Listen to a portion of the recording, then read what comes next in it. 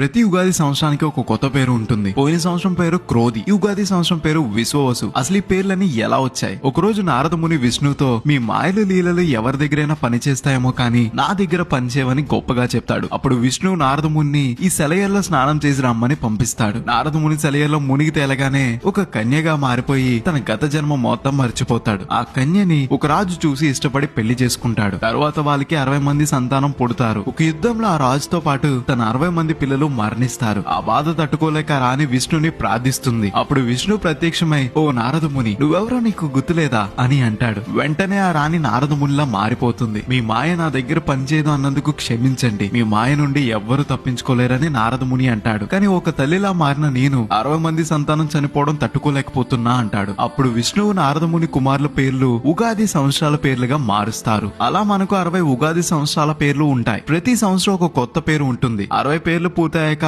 మళ్ళీ మొదటి నుండి ప్రారంభమవుతుంది. 2025 ఉగాది సంవత్సరం పేరు విశ్వావసు. ఇది నారద మహర్షి కుమారుల్లో ఒకరి పేరు. ఇది ఉగాది పేర్లు వెనుకున్న కథల్లో ఒక కథ. ఇలాంటి మరిన్ని వీడియోస్ కోసం గోదావరి స్టేషన్ ని ఫాలో అవ్వాలి మరి.